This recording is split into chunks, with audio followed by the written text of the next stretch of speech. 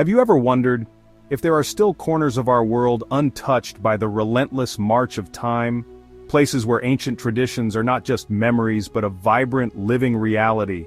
Imagine a land so vast, so filled with islands, that entire civilizations could exist just beyond the horizon, completely unknown to the outside world. This is not a fantasy. This is not a story from a forgotten book. This is Indonesia, a nation of thousands of islands, a mosaic of cultures, home to some of the most isolated and fascinating human communities on planet Earth. We often think we have mapped every inch of our globe. But here, in the dense jungles and remote waters, entire worlds exist in parallel to our own. Today we embark on a journey that will take us far away from the bustling cities and familiar landscapes we know. We are peeling back the layers of one of the most culturally diverse nations on Earth to reveal what lies beneath. We will venture deep into primordial rainforests, sail across turquoise seas, climb into misty highlands. Our quest is to meet the people who call these remote places home. These are communities whose connection to their ancestors, their connection to their land, and their connection to their unique customs has remained unbroken for centuries, perhaps even millennia. They are the guardians of ancient knowledge, the keepers of traditions that defy the logic of our modern era. We will encounter tribes who build their homes high in the treetops, 45 meters above the forest floor, as a defense against spirits and neighbors. We will meet nomads who are born on the sea, live on the sea, and die on the sea. Their bodies physically adapted to a life spent almost entirely underwater. These are not stories from the distant past. These are the realities of people living today, in the 21st century, maintaining a way of life that is almost beyond our comprehension. Prepare yourself to be astonished. Prepare to have your assumptions about the world questioned. The stories we are about to share are not just about exotic customs or strange rituals. They are profound testaments to the resilience of the human spirit and the incredible adaptability of our species. We will witness ceremonies that honor the dead in ways that blur the line between life and the afterlife. We will see how people can thrive in some of the harshest environments on the planet, using skills passed down through countless generations. This is a journey into a hidden reality, a world within our world, waiting to be discovered. To understand the existence of these hidden tribes, we must first appreciate the sheer scale of Indonesia. This is not just a country, it is a continent of islands. Spread across the equator for more than 5,000 kilometers, it consists of over 17,500 islands. Some estimates place the number even higher. Only about 6,000 of these are inhabited.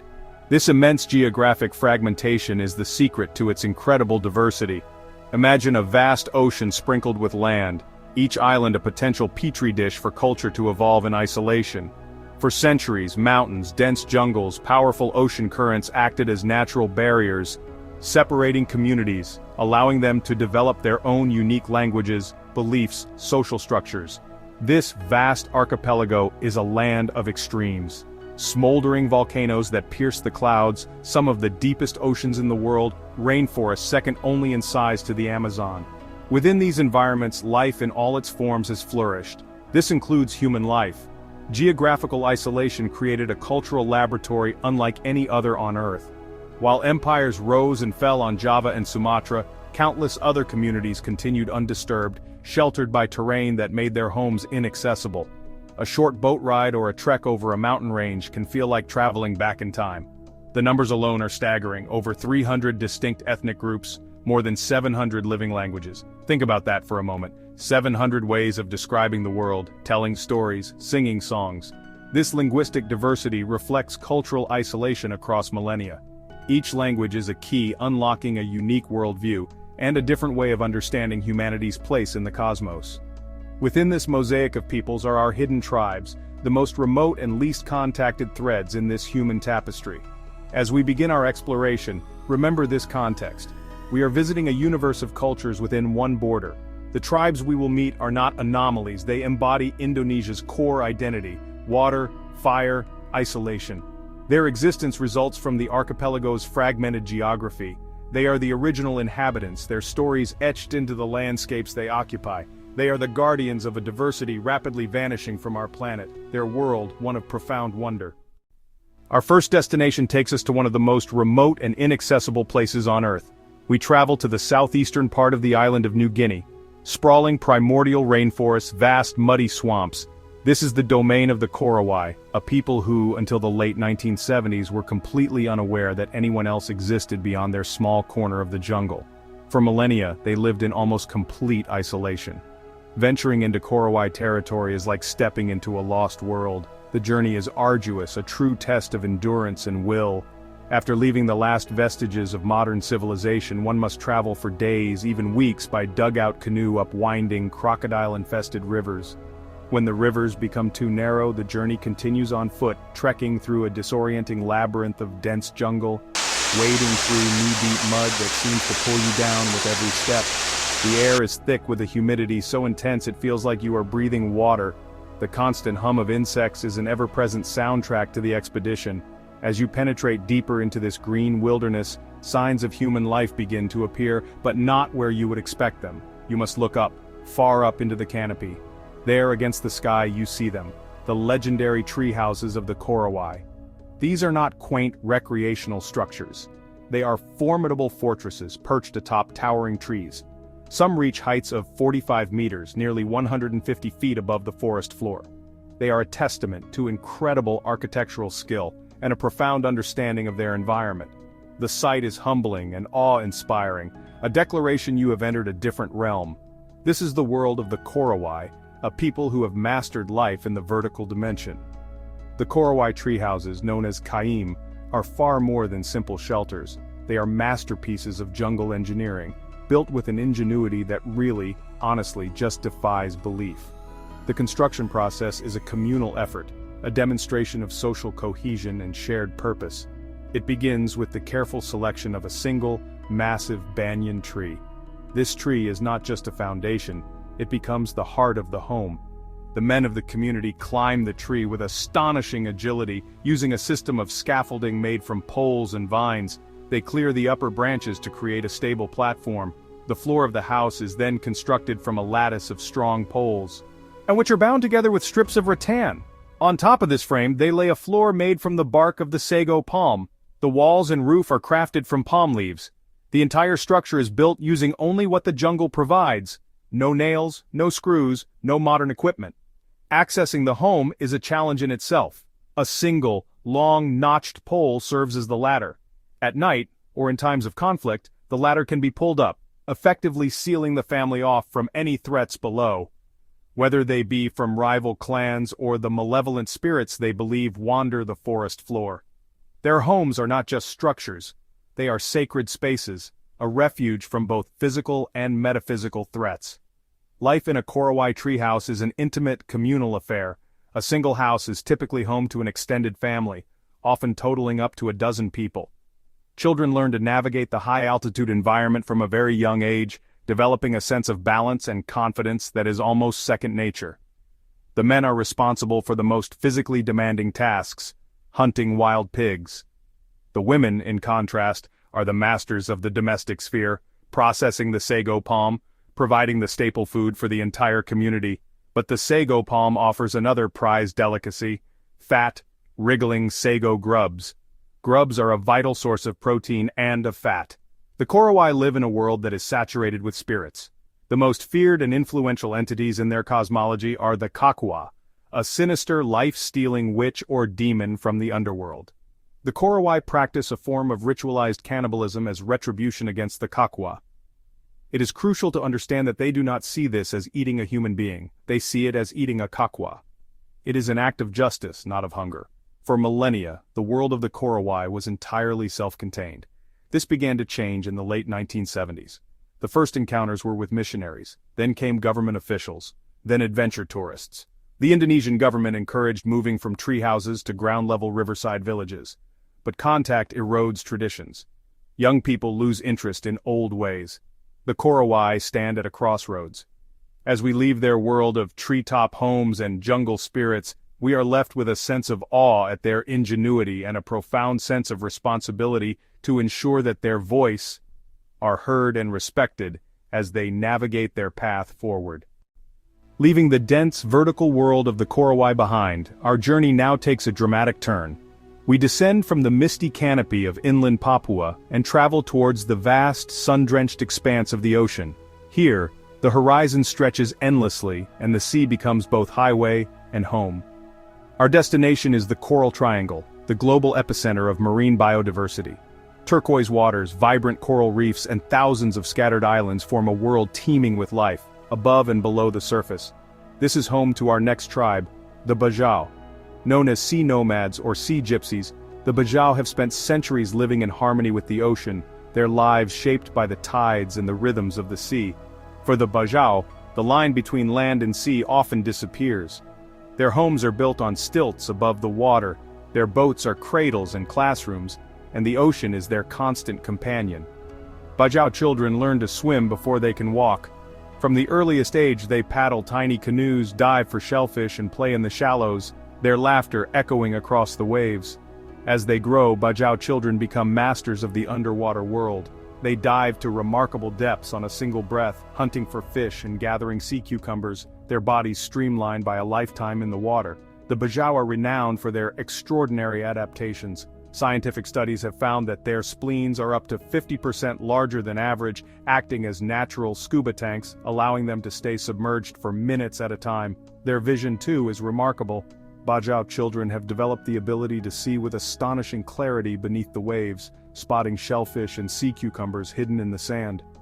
For the most traditional Bajau, the concept of a land-based life is almost unimaginable. They are born on boats, in stilt houses built directly over the water, and many will spend their entire lives afloat, rarely setting foot on solid ground.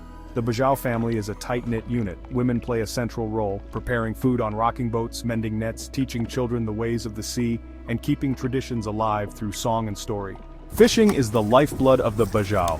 Men and boys set out at dawn, gliding across the water in handcrafted lepa-lepa boats. Using nets, spears, and traps, they harvest the bounty of the sea with skill passed down through generations. The art of boat building is a revered tradition. Bajau craftsmen shape planks of wood into elegant vessels using simple tools and ancient knowledge. Each boat is a masterpiece, designed to ride the waves and weather the storms. Community is at the heart of Bajau life. Floating villages gather for celebrations, weddings, and spiritual rituals. Music and dance echo across the water, and the Bajau honor the spirits of the sea with offerings and prayers. The Bajau believe that every creature in the sea has a spirit. Their spiritual leaders, called dukun, perform ceremonies to ensure safe passage, bountiful catches, and harmony with the ocean's powerful forces. Yet life at sea is not without hardship. Storms can sweep away homes, and the ocean's bounty is never guaranteed. The Bajau have learned to read the winds, the currents, and the moods of the water, adapting with resilience and ingenuity. In recent years, the Bajau have faced new challenges. Modernization brings motorboats, plastic waste, and changing tastes. Some young Bajau leave the sea for city life, while others struggle to maintain their traditions in a rapidly changing world. Environmental threats loom large. Coral reefs are dying, fish stocks are dwindling, and rising seas threaten to swallow the floating villages. The Bajau, who have always lived in balance with nature, now find themselves on the front lines of climate change. Still, the Bajau spirit endures. In the early morning light, you can see children diving for shellfish, women preparing the day's catch, and elders telling stories of the sea. Their world is fragile, but their connection to the ocean remains unbroken. The Bajau are the last of the true sea nomads. Their story is one of adaptation, resilience, and deep respect for the ocean. As the world changes around them, the Bajau remind us of the beauty and wisdom found in a life lived in harmony with the sea. To reach the heart of the Papuan highlands, we journey to the Baliam Valley. From Wamena, the last outpost of the modern world, the real adventure begins. On foot, trekking for days along ancient footpaths through breathtaking mountain landscapes. This is the home of the Dani people, one of the most populous and well-known tribes of Papua. For generations, the Dani have thrived in these fertile highlands, surrounded by dramatic peaks and lush valleys. The Dani are renowned for their proud warrior tradition. For centuries, their society was shaped by a cycle of ritualized warfare, where honor and bravery were displayed in elaborate ceremonies and dances. The most distinctive feature of a Dani man's attire is the koteka, a traditional gourd worn as a symbol of tribal identity. These adornments are worn with pride, signifying a connection to their ancestors and community. Ritual battles were once a central part of Dani life. These events began with taunting and displays of strength, escalating into carefully controlled skirmishes that reinforced social bonds and resolved disputes. Although these ritual wars have been outlawed, the warrior spirit of the Dani endures. Today, ceremonial displays and dances serve as powerful reminders of their heritage and identity as highland warriors. In Dani society, the pig is the ultimate symbol of wealth, status, and social obligation. Pigs play a central role in ceremonies, exchanges, and celebrations, binding the community together.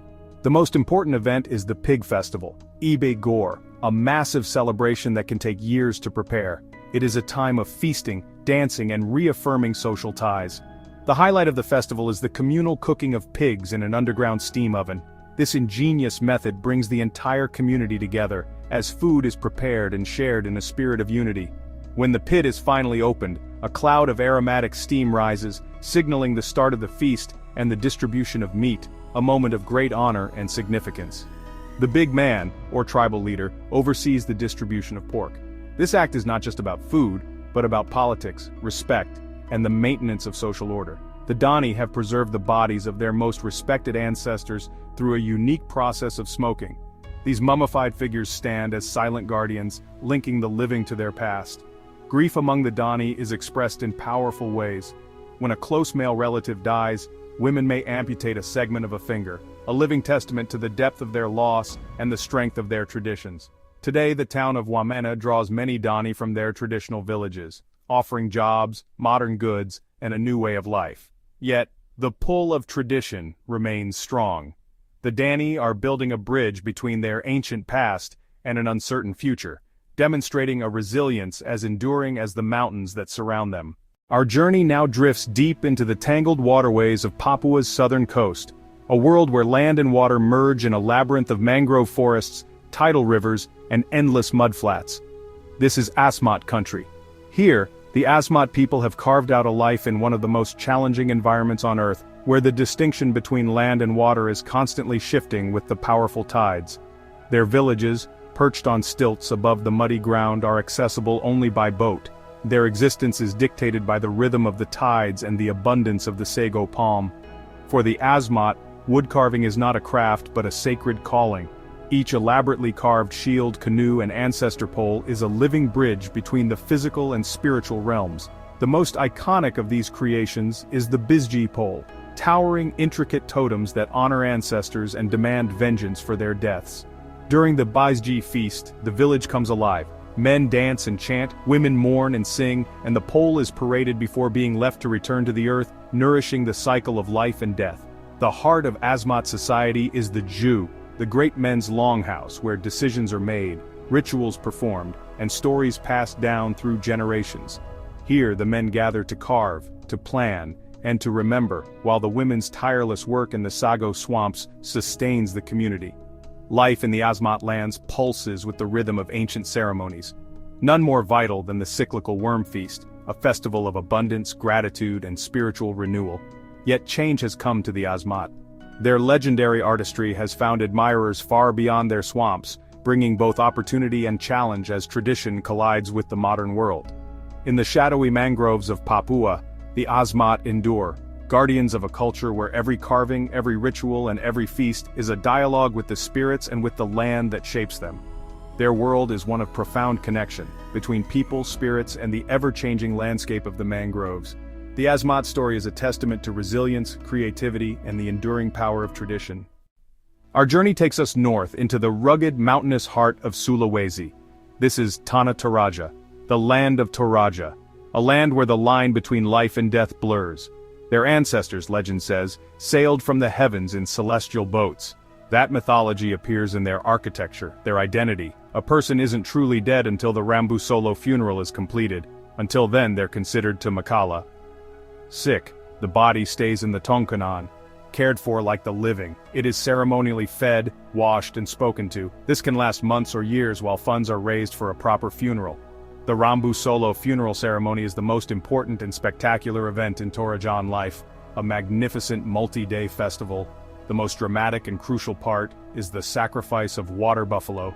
The Toraja believe the buffalo will carry the soul to the afterlife.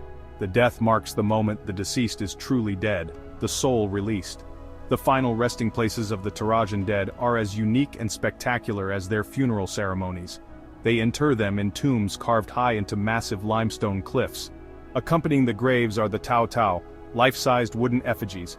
They are realistic portraits carved to resemble the person, eerie, lifelike guardians. The Torajan connection with their deceased relatives does not end with the spectacular funeral. This enduring relationship is most astonishingly demonstrated in a ritual known as Manin, or the ceremony of cleaning corpses. This is not a somber or macabre event, it is a joyous reunion. With great care, the families clean the bodies. They replace the old tattered clothing with brand new outfits. The families will then pose with their deceased relatives for family portraits. After the bodies have been cleaned, redressed, they are carefully placed back into their coffins and return their ancestors to the tomb. Their culture, which seems to focus so intensely on the dead, is ultimately a testament to the enduring power of love, the unbreakable bonds of family, and the profound human need to believe that our connections to those we love do not end when life does. We journey to a place that feels both incredibly close to and infinitely far from one of the world's most densely populated landscapes. This is the domain of the Badui people, a community that has made a conscious and resolute decision to reject the modern world. Entering the land of the Badui is like crossing an invisible threshold. The paved roads give way to well-trodden dirt paths, the concrete houses disappear, and in their place stand simple, elegant homes. The Badui community is structured into two distinct concentric circles. At the very heart are the three villages of the Badui Dalam, the inner Badui. Surrounding this core is a buffer of dozens of villages, the Badui Luar, the outer Badui. The entire life of the Badui people is governed by a set of ancient unwritten laws known as Pikuku. For the inner Badui, adherence is absolute. No electricity, no telephones, absolutely no motorized vehicles. They cannot change the landscape. In recent years, the Badui have taken the unprecedented step of reaching out to the Indonesian government, not to ask for development, but to ask for protection from it. Can we value their existence enough to grant them the one thing they ask for? The right to say no? Deep within the lush rainforests of Siberut Island, far from the bustle of city life, live the Mentawai people, one of Indonesia's most visually striking and spiritually rich tribes. Here, every element of existence is infused with meaning.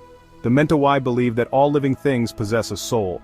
Trees, animals, rocks, rivers, and that harmony must be maintained between these spirits and the human world. The artistry of the Mentawai is etched onto their very skin. Traditional tattoos created with sharpened sticks, natural dyes, are not merely decoration. They are a living record of identity, ancestry, and spiritual protection. Each swirling motif tells a story, a visual language passed down from generation to generation.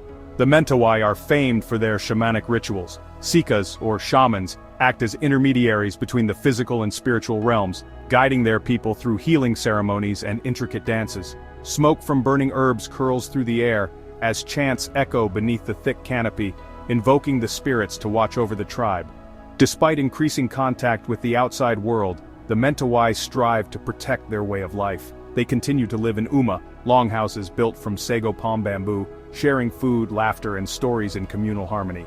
But threats loom: logging, modernization, and the erosion of traditional values all place pressure on this delicate balance.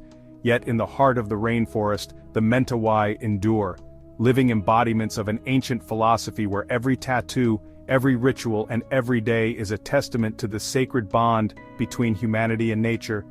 Their story is a vivid reminder. True wealth is found not in possessions, but in the wisdom of living in harmony with the world around us. We've traveled from the treetops of the Korowai to the boundless oceans of the Bajau. We've walked the fertile highlands of the Dani and navigated the muddy swamps of the Asmat. We've stood in awe before the elaborate death rituals of the Toraja, retreated into the quiet simplicity of the Badui, and witnessed the spiritual art of the Mentawai. Our expedition through the hidden worlds of Indonesia has come to an end, but this is not a final destination.